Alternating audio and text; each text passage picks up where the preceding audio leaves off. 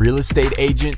Are you looking to acquire clients consistently so you can grow your business and your income to live a great lifestyle? This is Dave Finale and the RE Skill Builder Podcast. Here we are. Thank you, everybody. It is December 3rd. It's Friday, December 3rd. And you know what happens every Friday? It is Real Estate Talk, TGIF. This happens to be episode 182. We have done 179 weeks in a row. It's 179 weeks. That's 3.5 years almost.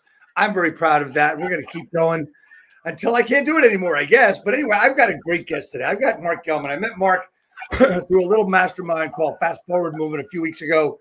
Just excited the hell out of me about how he was talking, how he was just like running off all the stuff to help any agent. Now, Mark, it was the first agent and team to reach $100 million in the St. Louis area.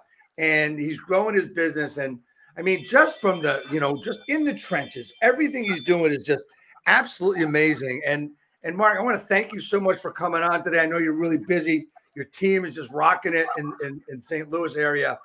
Thanks so much for coming on, man. Thanks for having me, Dave. I appreciate the opportunity. 182, it's not a bad number. Nah, not at all, but here's the thing I have to ask you, just like I ask everybody at the beginning of our broadcast, is Mark, what does TGIF stand for? Man, that's, the old saying is, thank God it's Friday, but I don't really know what that means because, real estate, I don't think that TGIF, if we're talking about thank God it's Friday, I guess it just allows us to then get into the weekend. So I don't really look at Friday, just to be very clear, any different than Monday, Tuesday, Wednesday. I'm a very routine-oriented person. Actually, we just finished filming The Day in the Life of Mark Gellman, which was yesterday. It will come out in about a week or so. And it's such a consistent day that it could have been filmed any day because I believe in routine. I'm a routine-oriented. I do travel a lot. It throws me out of my routine, but I do my best to stick into a routine. So a long-winded answer is it may be TGIF, but for me, it's consistent every day of the week. Well, absolutely. And I asked the question. That's probably one of the best answers I've ever gotten. For me, Fridays means it's like I look back on the previous four and a half days because I look at it around noon, and I pull up, hold up for a second, take a look back. And then I gear up for the rest of the day and what I'm doing on the weekend, which will be different stuff because contact's going to be a little different for me. However, to get back to the question at hand, Mark Gellman, TGIF, come on, man, you can't get this. It's thank God it's finale, right? Finale. Here it is. So anyway, thanks so much for coming on, man. Let's have some fun. Let's help some agents here. So I mentioned the first team, the first real estate company team to do 100 million in production in your area. Talk to me about that. But first, Mark, if you would, talk to me about how you got into real estate. How did you get from there? Maybe it was college, maybe it was something else, but what's the story, man? What's the story behind Mark Gellman? Sure. Graduated college from Indiana University, was an accounting major, worked in a big 6 accounting firm for 4 years. Realized that my last year that I was out of town 9 months out of my first year in marriage. I don't think that's exactly going to work. I then went to work in my wife's family business. They're in retail, so they own retail shoe stores. At that time, I ran the department and I started investing in real estate. So I had a passion for real estate. I wasn't into decorating and all that like a lot of people, but I actually had a passion for the asset of real estate. I grew the division and I grew the internet division of that retail shoe stores. I was actually before Zappos actually used to refer me people. And I realized that Zappos, unless I really accelerated my growth, my technology and everything else, was going to put me out of business. So I sold at a perfect time in 2008. I then, as I mentioned, was a real estate investor. I got my license by complete accident. I just decided I'm going to get my license. I'm not going to produce. At that time, I was blessed that I had some financial capacity to not have to work. And then I got a call from an individual at Coldwell Banker, the recruiter. So I passed my real estate exam. I'm not planning on getting my real estate. I'm not going to produce. I get one call. I got probably 100 different mailers and other that, hey, would you like to join our firm? Would you like to join our firm? I got one call, Coldwell Banker recruiter. She calls me, and I just took a flyer, went in the office, and I joined that firm. Now I'm no longer with that firm. I'm best friends with the owners and other. Fast forward 12 years, I'm no longer there. But it showed that if somebody picked up the phone, they engaged me, which at that time I was a prospect. They engaged me. I went into the office. I didn't know any different. I actually got my license. I had them hold my license, and I became, obviously, in Coldwell Banker, we were number 3 in North America. But it all started from that one call, which is really just goes back, and I use that story, whether I'm on a podcast like this, whether I'm talking to my agents. Pick up the phone, be different. You know, being different is really something that I always look at and think about, because in my programs that I help agents with, I talk about the art of differentiation, right? Picking up the phone. How odd is that, Mark? You said be different and pick up the phone. But your business was based on, you know, getting into the trenches and doing whatever you got. How did you build your business personally as a realtor once you started with CB, once you started with Coldwell Banker? Sure. So what I did, and I appreciate, and we'll get back to 2000. So I started in 2008, started really producing 2009. I went to, as I mentioned to you, I went to a Mike Ferry conference where I didn't even know this person. You had to put commitments down. My commitment was 2015. So 6 years later, I'm going to be the first agent in St. Louis to hit 100 million. So number one, I had this goal. And I think that if you don't have a goal, if you don't have a plan, if you don't have something to shoot for, you're aimlessly wandering. So the point is, first thing is, I wanted to be the first team in St. Louis to hit 100 million. Wow, how am I going to do that? I'm going to do it by two things. We either have to sell a lot of homes or a lot of high-priced homes and few. So I looked at the numbers and I evaluated what our average price point was going to be, how many units, and what the trajectory was. I had 6 years. So day one, I just started doing activity. A lot of people have paralysis by analysis. They make commitments, but they don't actually do anything. They say, I'm going to make 100 calls, but they don't actually know who to make the calls to. So they actually never make the calls. So I started saying, I know that listings, I was smart enough at that time to figure out that if I can generate listing opportunities will then create buyer opportunities. So how was I going to get listing opportunities? I'm going to let people know that are my friends, family, and other, that I'm in the business, but certainly they're not going to trust me with their assets at this point because I had never even been in real estate. So where is the next best place? Great, expireds. So I started hitting expireds. I would print out a list every day. At the end of the day, so I always do activities, appointments. I book them in the morning or in the afternoon, because when you book them midday, late afternoon, your day's shot unless you're disciplined to come back to what you were doing. So I would always work all day, have a discipline that when my day was ending at the office, I would go out and door knock. So traditionally my day would end around 5 o'clock or 6 at the office, and then I would door knock, and I would have my list and I would have it mapped. So I knew exactly what doors I was going to hit, who I was going to hit. I made sure that they weren't active back on the market. And I started this routine every single day of door knocking. So the first, and I told the story, gated community in St. Louis, town and country. I go up to the guard gate and I ask, is so-and-so there? I'll respect that individual's name, but I still remember it today. And they said, he pulled out his clipboard, the guard, and looked at it and said, no, he's out of town. But what I did was I memorized the phone number when he pulled out the clipboard. I then called that number.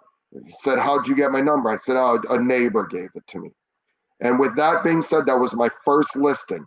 But it wasn't simply going and then going to knock on the door. No, it was going, not being afraid to talk to that guard who may be intimidating, but I'm going to ask for the gentleman. Then the gentleman wasn't in town, so I memorized the number. I then called the number.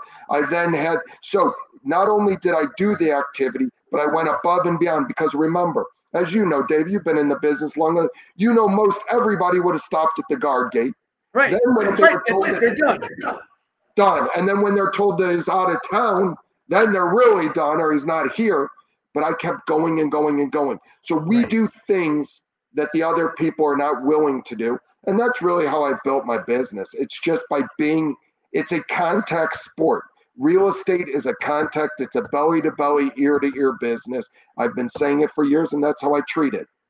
It's funny you hear a contact sport. I've heard that for years and years and years. And, it's like, for those of us that know sports and we enjoy sports, I'm a huge baseball fan. I love all the other sports and stuff. And when we talk about contacts, and what you said was really cool. I mean, because somebody would say, well, no, they're not here. Sorry, you can't let you in. That would have been the end, completely and totally the end. And they would have been frustrated. It would have ruined their day. It would have ruined their next day and not move forward.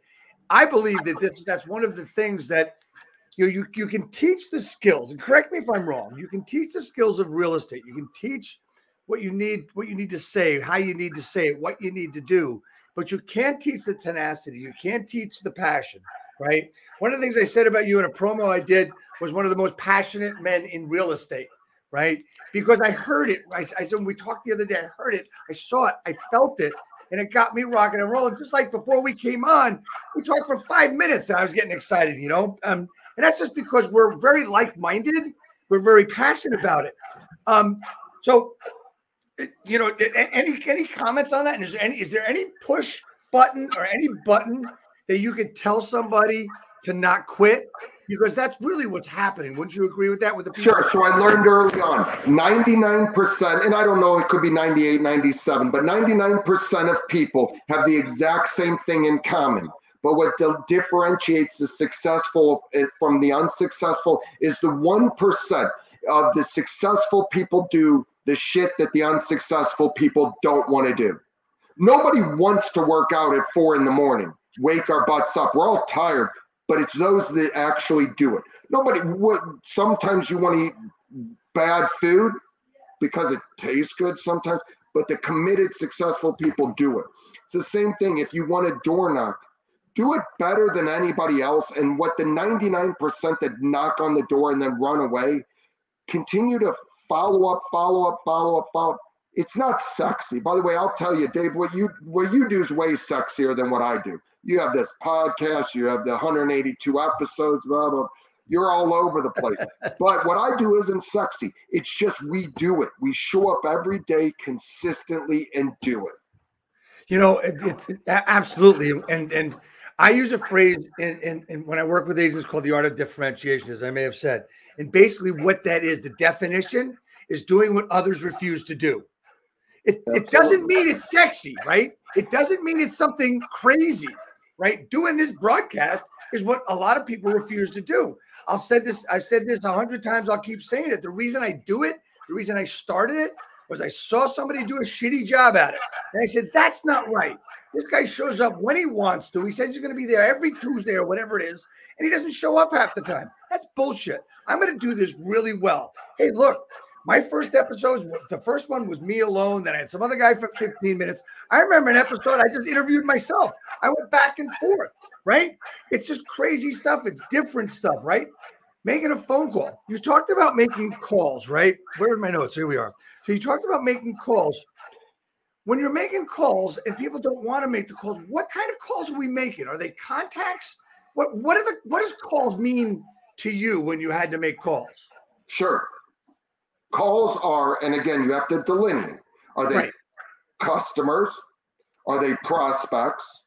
Or are they somebody that, cold? They haven't even raised their hand. So we look at a warm lead, they've raised their hand. They've expressed some interest in real estate, whether they filled out a form, they filled out a home valuation. Or the most important that people neglect, and it's no secret, is we've rebranded past clients to forever clients, but it's these forever client calls. We actually have to have client appreciation events, which we love incredibly. We just gave away 1,200 pies last week to our clients for Thanksgiving. But we actually have these events to force our agents to make calls that should be incredible calls. They should be incredibly comfortable calls, but people feel uncomfortable.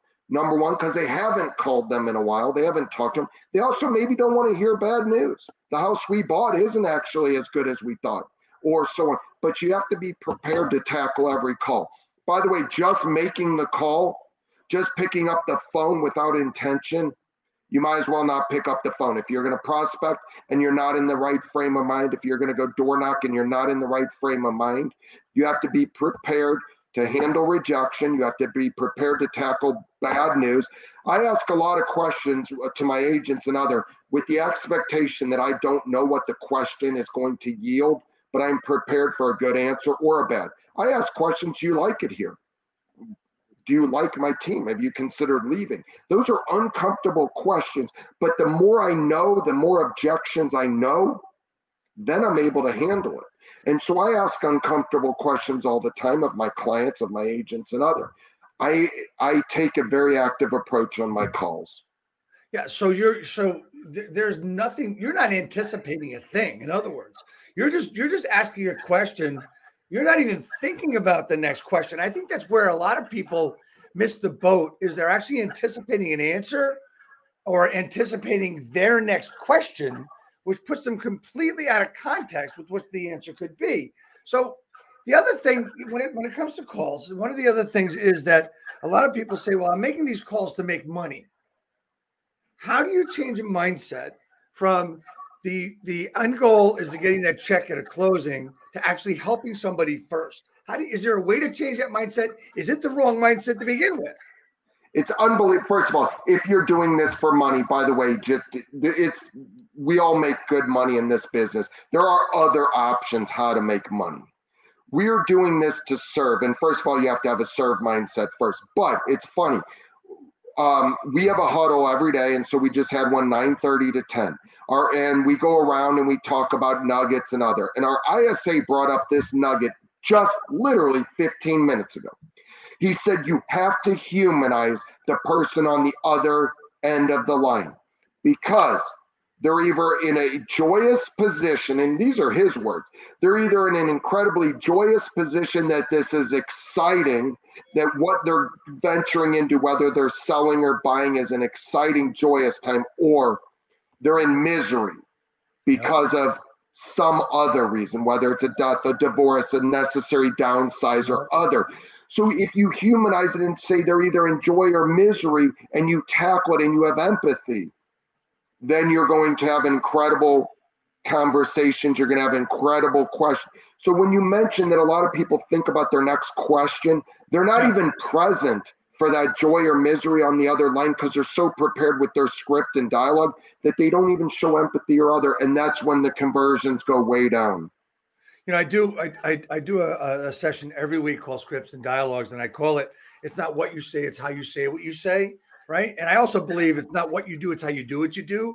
And the important part that I always try to get across to the agents that come to the sessions is, look, you've got to talk to them about, you know, that you care about them, that you want to talk to them like, and the best way to look at that is to talk to them like they're your Uncle Joe, or you're their Uncle Joe. And just, you know, really concerned and really care. And that's the persona you take. If you need to act, that's what you do. If you really want to care, go for it then. You can't think about the end. Everybody says go with the end in mind. Great. What's the end? If the end is helping them get to a new home, helping them get out of their home, that's the end in a way, right? So I'm going to show you something. Now, you may not be able to see it, and this is at a different office. But this thing right here, and I don't know how to do it per se, but this says right here, helping you achieve your real estate goals. And I created that in 2009 from day one, because I need to help people achieve their goals. And that was when the financial crisis was happening. There were people that were needing short sales. There were foreclosures. They poured in. And it was like, how can we help them achieve their goals, regardless of what their goal is? We need to be their trusted advisor. By the way, this helping you achieve your real estate goals is also for our agents. How can I help you achieve your goals? So it's not only about real estate, it just happens to be real estate. But again, Dave, you're right on. You have to care. You have to, and by the way, they only know how much you care when you show how much you care. Right. They're not going to care about you because they know how much you care about them, right? So started with door knocking. You did all these different things you had to do, and you built it from the ground up. You built it individually, right? And then built into a team. And you also were with a major, you know, one of the major Realty brands, and you moved over recently, but to a different company. But that's not the point of the question. The question is, does the brand dictate who you are in your business? To talk a little bit about that. I mean, for instance, so I was a Century 21 broker owner for 21 years, right? Did the brand dictate who Dave was? I don't think so. What about you? Yeah, I don't believe so. I mean, in our market, it was interesting because we had one of the largest, we were an independent franchise with, like I said, with owners that I am still very, very close with today. I believe in relationships. Right. So even when I made that move, I brought it to them 6 months prior to us officially making the move. We strategically did it as best as possible to be a win for them. So I want to make sure all relationships, regardless, are critical to never burn a bridge, because you just never know when you're going to need them, want them. Oh yeah, and by the way, if you authentically care about people, you authentically care about. So I authentically cared about my last firm. So going back to, ultimately, the Gellman team in St. Louis is the brand. So in most of these teams, individuals, I will tell you, I believe in branding the individual. I use some endorsements that are national star endorsements, but at the end of the day, I've migrated over the years, radio and television, away from star endorsements because it makes them more of the star, that star endorser, and makes us of a less. So I've made it, and good, bad, or indifferent. I am on the signs. I'm on our moving truck. I mean, it's a little overboard, don't get me wrong, but people recognize it. And at the end of the day, this is the Gellman team. Now, would I have liked to have changed the name if I would have gone back 10 years ago? I probably would have changed it to a more generic, Right. not my name. But at the end of the day, this is the Gellman team. This is one of the faces of the Gellman team. And it's far bigger than the brand. I believe that the brand has the intangibles that can support you. But I also believe that the brand needs to have the flexibility, which where we're at today gives us the flexibility to still maintain our identity, our branding. There was a large brokerage was acquired in St. Louis about 6-7 years ago. Right. They were acquired by Berkshire, the biggest. They took all identity of individual agents away. Now it's the exact same sign, everybody's branding. Well, yeah. They're a great company, so I'm not looking to disparage them. Great company.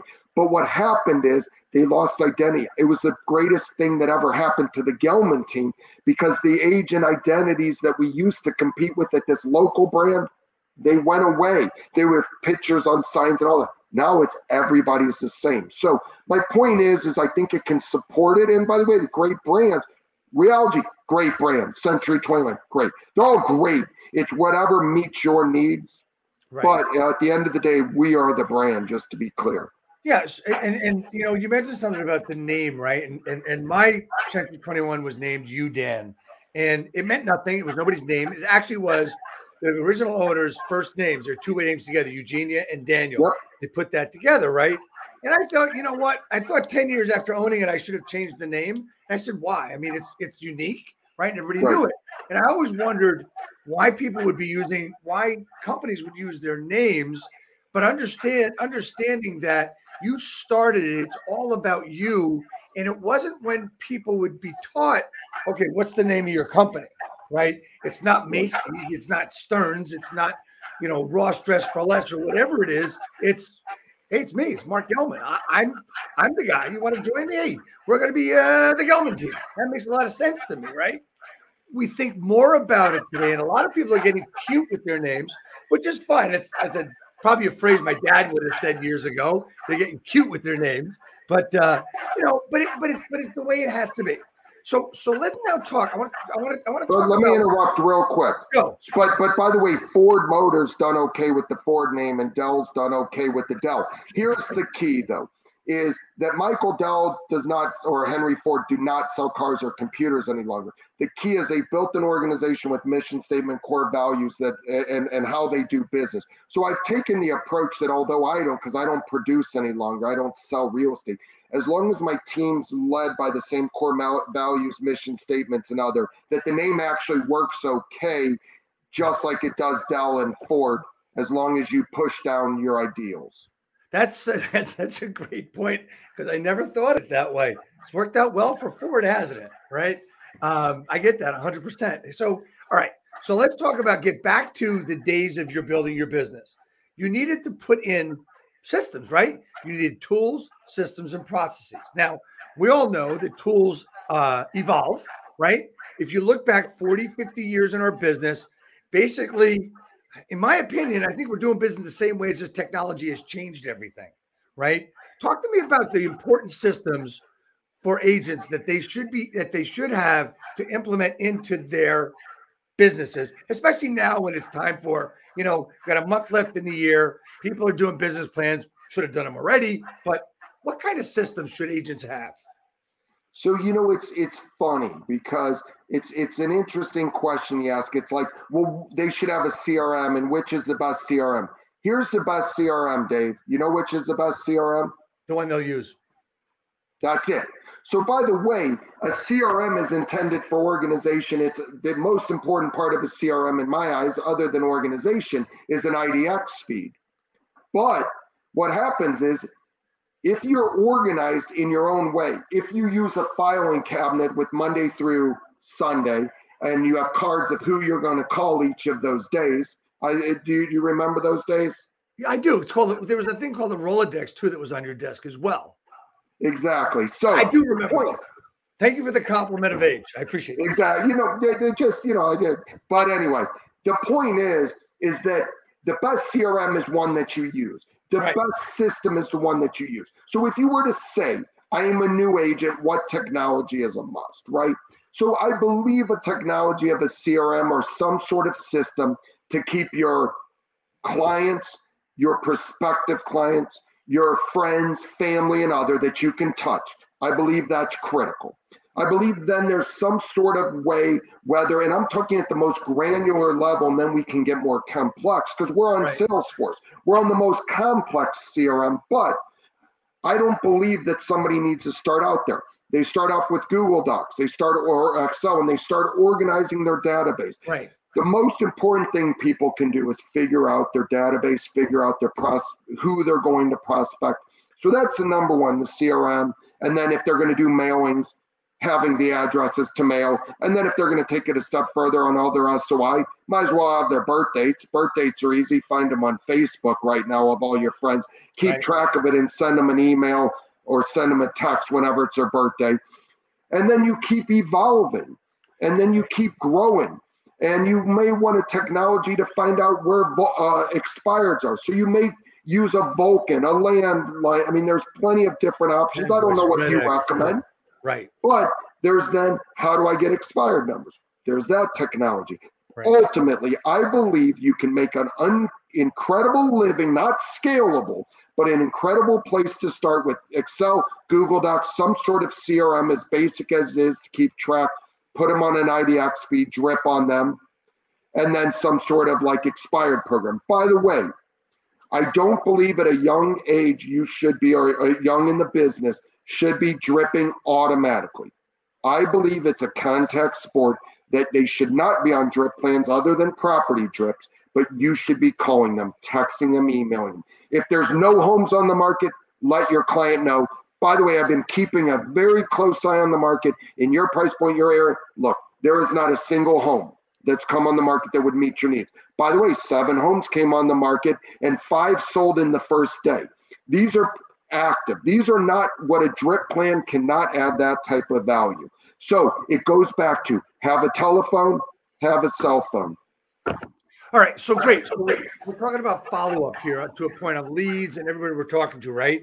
So one of the things that I've always tried to get agents to do that when I had my brokerage was to follow up on a regular basis. So a little bit about me. I was in the beginning of internet leads. And from day one, agents said internet leads suck. I heard it all the time. So this is like 2000, 2001, I'm hearing this. So what I tried to do is I learned from, I can't even think of his name right now. I'm looking right at him. The 10 Days of Pain. Yeah, we talked 10 days. Yeah. Right. So basically what you're saying is you've got to contact them and contact them and contact them. No drip. Is there a time you're going to go to a drip though, when you can't get them on the phone? Now, keep in mind, we're at a sophisticated, so we are at a different level today where we are actually have very aggressive AI, drip plans, AI, where, by the way, again, our ISA just reported in the first 15 minutes, our new leads are touched 6 times automatically by email, by call, and there's some programs out there that do that. But I believe early on, people are creating the habits early on. So Dave, I'm a big freak of creating habits early on. By the way, we now have evolved to where we can do all this. But if you start there and start dripping on people, start having our AI in that, your individual, your team will not even understand what it takes to pick up the phone. Exactly. And that's the thing, Dave. As much as a business has changed or hasn't over 40 years, it's the same. It's the same objections. Why do people sell for sale by owner, Dave? Because they want to save money on the commission. That's it. By the way, has that changed over the last 60, 80 years? Never.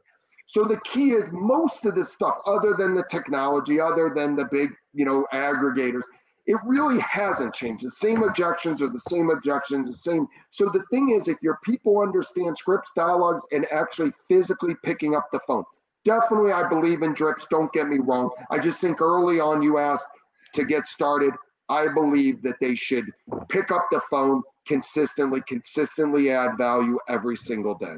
Right. That's so great, Mark. I mean, just amazing. And the gentleman's name I was thinking was Ben Kinney, KW agent out in Bellingham, Washington. Really nice guy, great entrepreneur, passionate about his business as we are. So, all right. So it's important, contact sport, but make those contacts need to be one-on-one, individual, done not by technology, by you, one way or the other, right? And value added, not just, hi, it's Mark. Are you looking to buy or sell? It's Mark looking to buy. No, it's Mark. I know we spoke previously and you were looking to buy a home in the Chesterfield area. This is what's happening in the market. I want to be their trusted advisor. I want them to know that when they actually need a source, they're going to call me or our team. So one of my, exactly. And it's an individual phone call. It's an individual touch. It's a value add touch. So there's a lot of us, a lot of agents in this country, in this business that have like pushed the leads aside because these leads suck. And they're sitting there, they're 3 months or 6 months, they're a year old. And one of the things I've always said to them, look, you've got leads sitting there. You're not doing anything with them. Oh, nothing's going to happen. I said, how about picking up the phone and saying, hey, you still looking for a home? That's it. You're still looking for a home. You're making the touches, right? You're still making the touches. You're looking for a home before in Hackensack, New Jersey. You're still looking for a home in that area, right? It's Absolutely. Just a great value add, right? Okay. So we've talked a little bit about tools, a little bit about systems that they should be doing. And by the way, let me interrupt. If you're focused on internet leads, we understand that the conversions are low, but it's a numbers game. But 12 to 18 month tail. So with the first 5 months, you're not getting results. Keep being persistent because we know that internet leads convert 12 to 18 months. The other thing is we know 80% of conversions happen on the 9th, 10th, 11th, 12th touch. We also know that the average person in 1 year, the average prospect is going to touch 12 to 13 agents through open houses, through other drip plans, through all this. So you have to stick out and you have to be consistent and you have to do the thing that the other people don't want to do. So then add a video in there. If you're having an open house, just film it. Hey, you were just in my open house. It's Mark. It's so nice to meet you. Be different. Absolutely. It's funny. There's so much there. I don't have time to unpack everything you just said, but here's the thing, there's something called the marketing rule of 12. And I don't know why it's called that, but it just talks about most business is done between the 5th and the 12th call. You just said 9th, 10th, 11th, 12th. You just said that. You just defined that without naming it, right? And that's what's happened. People think that they're going to go on the phone, call it for sale by owner, call it expired, and oh yeah, well, they don't want to list with me. Well, okay. One of the things that we can do with those follow-up calls and those kinds of calls is really simple. Great. I know you don't want to talk to an agent right now. How about I give you a call in a week or so? We'll set up a time. Maybe next Wednesday, I'll call you at 10 and I'll just see how things are going. Would that be okay?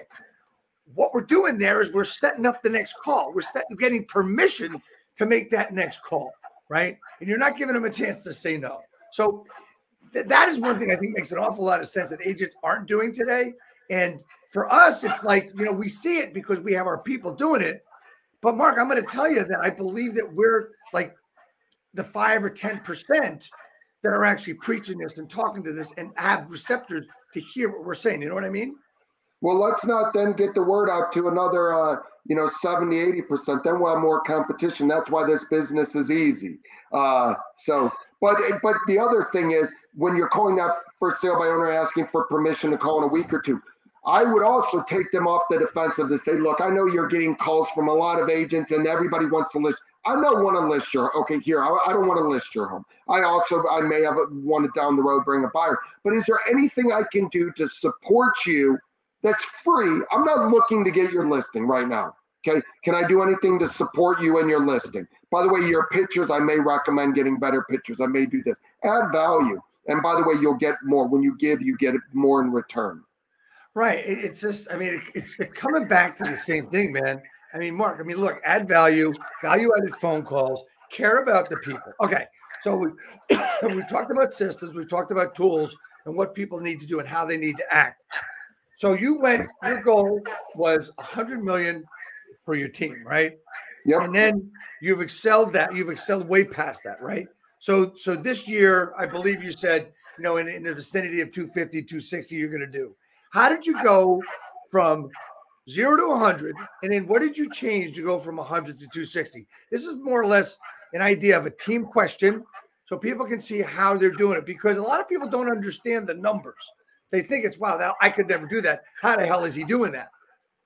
Sure. So a couple things is, and the other thing people cannot lose track of, it definitely, we've hired, but you have to hire to your operations, your core values, your mission. So I'm going to tell you two things. Number one, day one, we started with a mission statement and a core value.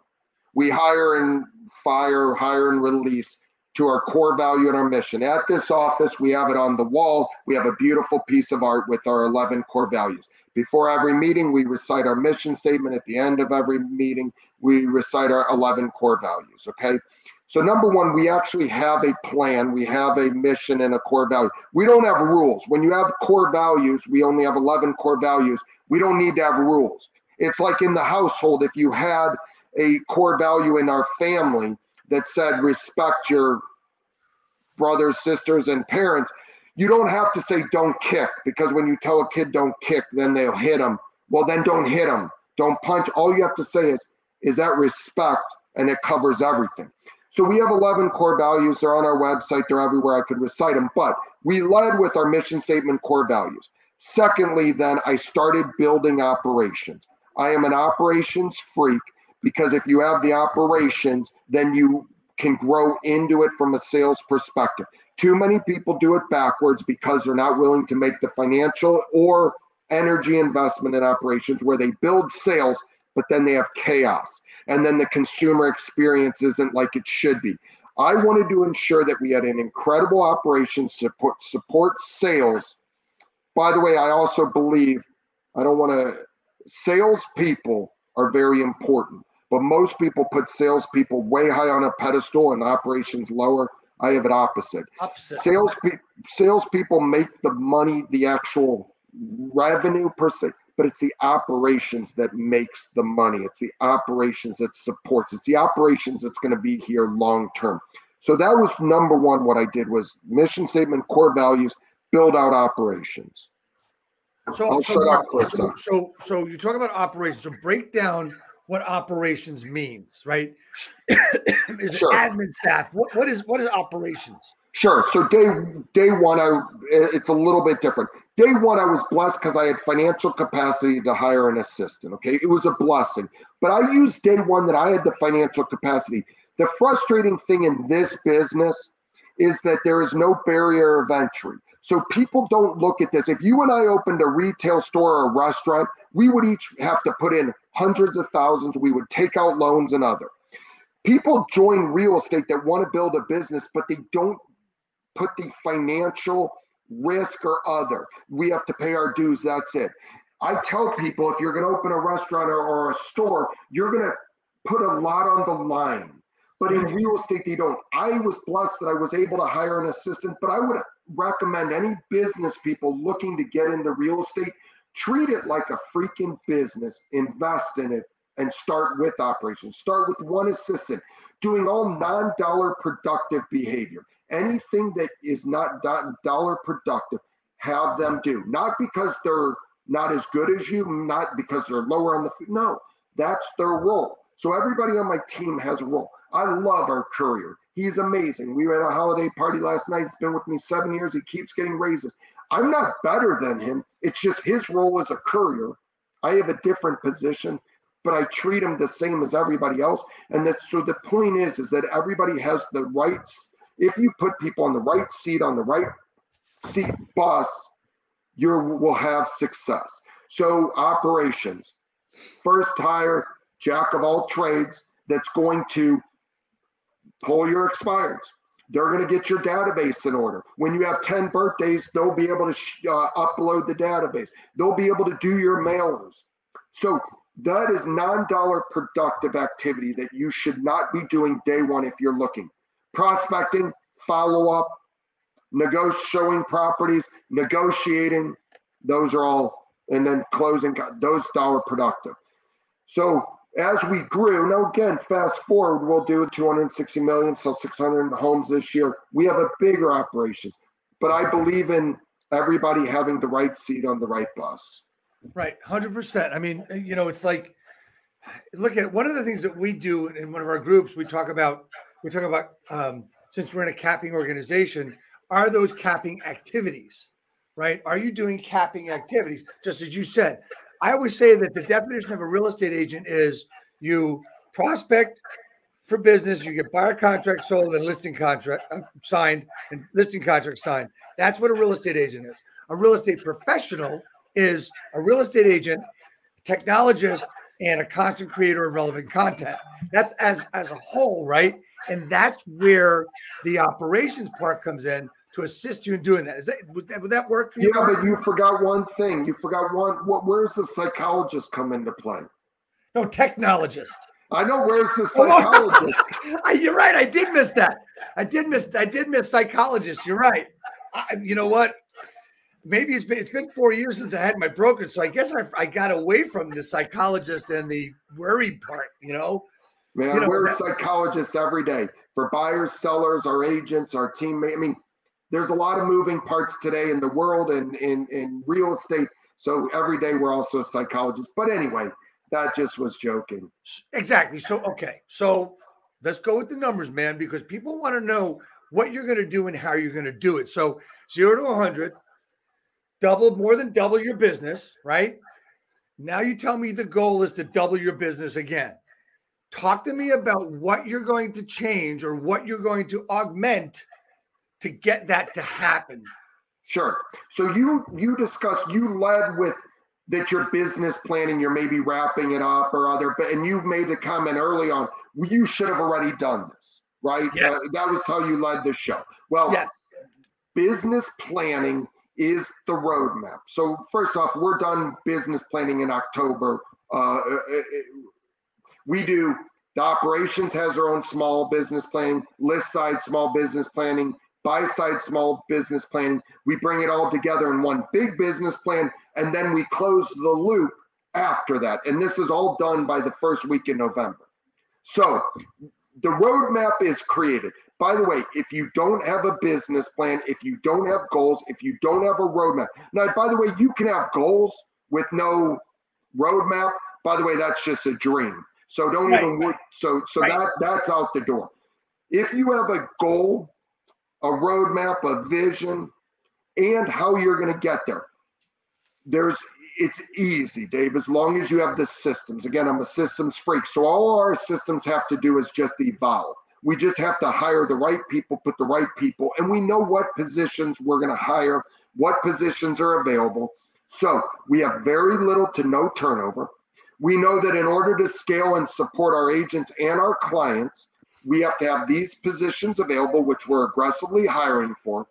And then we know that we have to fit in agents. Again, the right agents. A lot of people come to us that just aren't right. We're not right for everybody, and everybody's not right for us. Find the right operations, the right agents, and the scalability, as long as you do what you're doing, but do it at a continued higher level, is going to, it's not, no stress. I'm not even worried about not hitting our numbers because I know what the roadmap looks like. And again, I'm in a different office, but you saw a 10-foot whiteboard. The 10-foot whiteboard had every item that needs to be accomplished to hit a $500 million, which will be hit in the year, not next year, but the year after. But that's the roadmap. I look at it every day because I want to make sure I'm held accountable to that. I've also allowed our team to hold me accountable because I put it out there for them to look at and say, well, you said we're doing this. Where are we at here? And I give everybody permission to hold me accountable. So I think that's the key. And I don't know if I answered it exactly, but if you have a goal, if you have a roadmap, if you have it laid out plan where you're able to hold accountable. Now, by the way, don't just do the plan and then put it in a drawer. You need to look at it. You need to internalize it. It needs to be top of mind every day. Right. So the last part you said, Mark, was just amazing, right? Because I look at business planning as I use an acronym called GCAP. It's setting your goals. Goals, just a dream, a hope, and a dream, just like you said, right?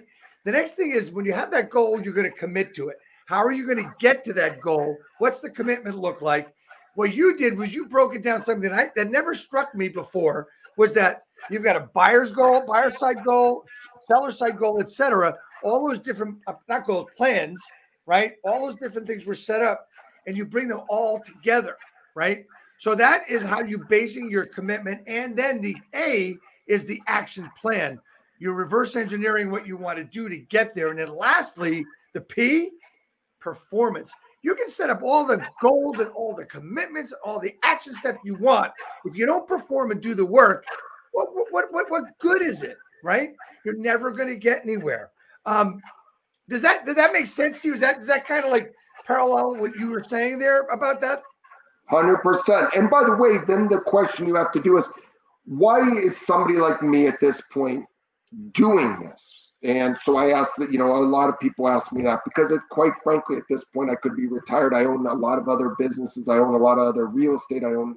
But the point is I have a personal responsibility. I still get uncomfortable when I look at that plan. I want to have a nervous stomach and be pushed to make sure that I hit those numbers. And the reason I'm doing it is because I have a personal responsibility to my team.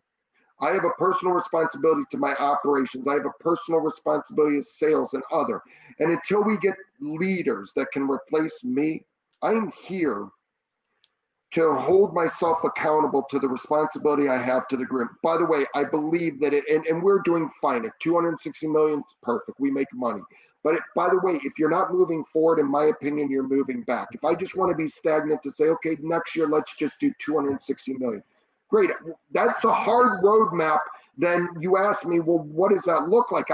And so if you ask me today, Mark, you did 260 this year and you want to do 260 next year, what are you going to do?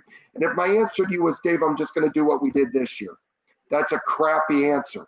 The reason is things change, people change, there's ups, there's downs. We don't have turnover, but somebody's going to leave. Somebody's going to do something different. Somebody's going to be in a funk. So by the way, if you just stay stagnant, there's no way you're actually going to move back. And so I'm always pushing ahead. Number one, for my team. Number two, because it's fun. Number three, it's if you're not moving forward, you're moving back. That's why we have a goal, a stretch goal, and a dream goal. If you shoot for the dream, you'll always hit your goal. In many cases, a stretch goal.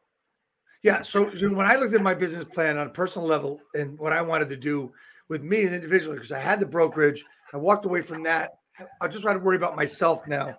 I actually set my plan up by September and I played with it and worked on it, the implementation of it in October. Through November, I said, you know what? That's not as much fun as I thought it was going to be. I've completely renovated everything I did and I'm making completely different changes. You said something that triggered my thought about why I'm saying this is that I don't have to do this.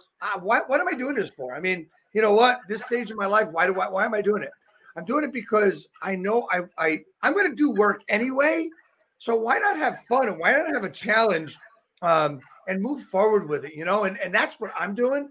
I think I'm going to challenge myself more in the next 3 to 12 months than I have my entire life. And I'm really excited about it. I'm not scared. And that's, I think, what everybody needs to look at. It's got to be fun. You can rely on people, but you can rely on yourself too, Mark? You know, I appreciate that. The other thing is there's an old saying. So somebody sells their company for hundreds of millions of dollars and said, if I sold my company for hundreds of millions of dollars, I don't understand why you're working, because if I sold a company for hundreds of millions of dollars, I'd be retired and be done.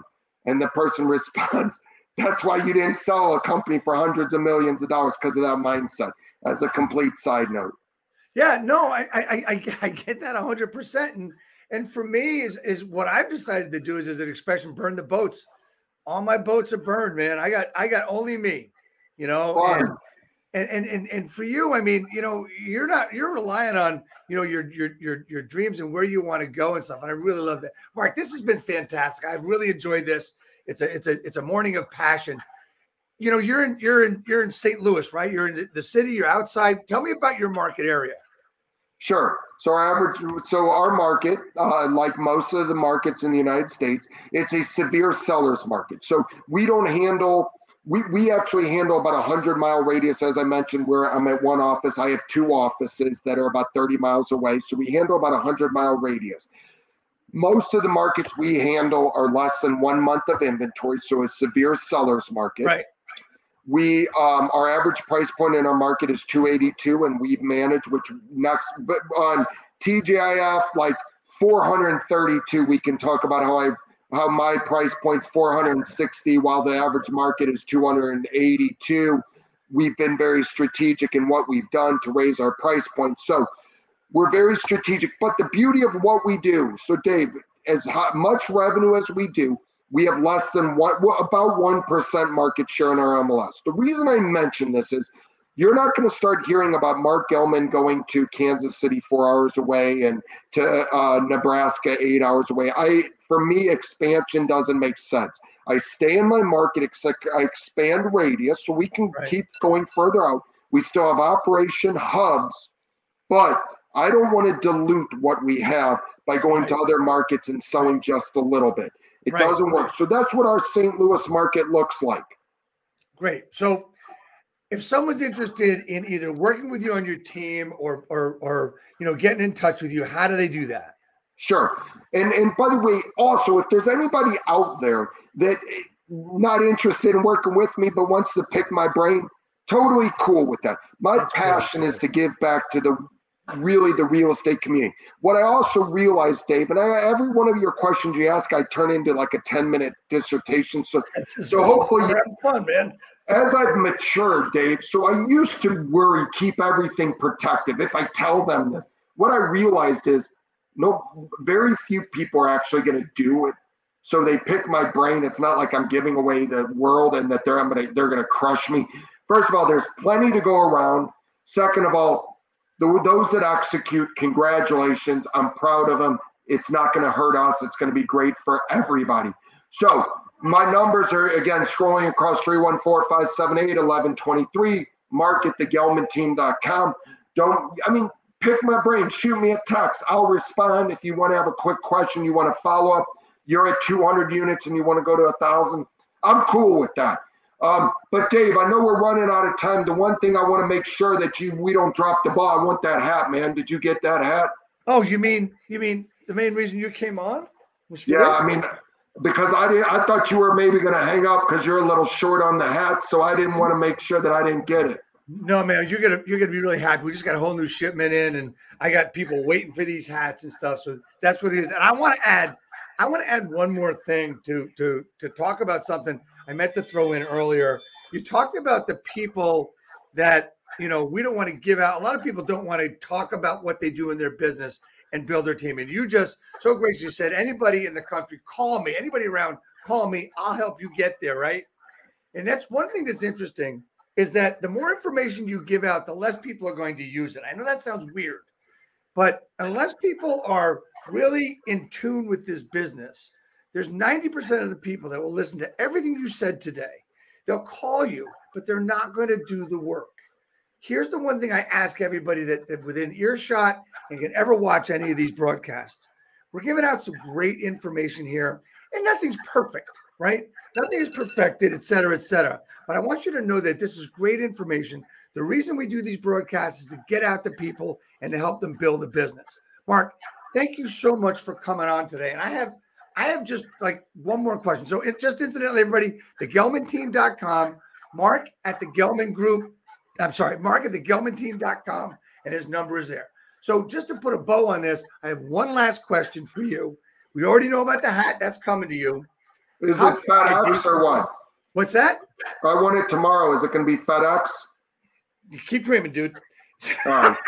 I know you're too cheap for that. But anyway, because I didn't even get paid to be on this show. I just got that's a cold one. But anyway, I don't disagree. Here's the thing. How can I, Dave Finale, help you, Mark Gellman, grow your business? What can I do for you? You know, and I appreciate that. That means a lot. You know, I think this is an interesting thing. My mind shift over the last 6 months to be more of a giver. If you look at my Facebook and other, I put out more content than I ever have. You're the first person that I've accepted an invite for in probably 6 years.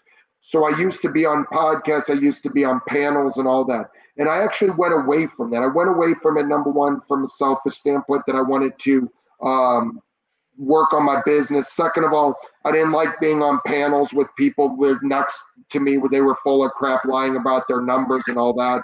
Yep. So I got away from that. And so what you've done, and it's interesting, and you don't even know you did this, but you actually did it, is this is the first one I've been on.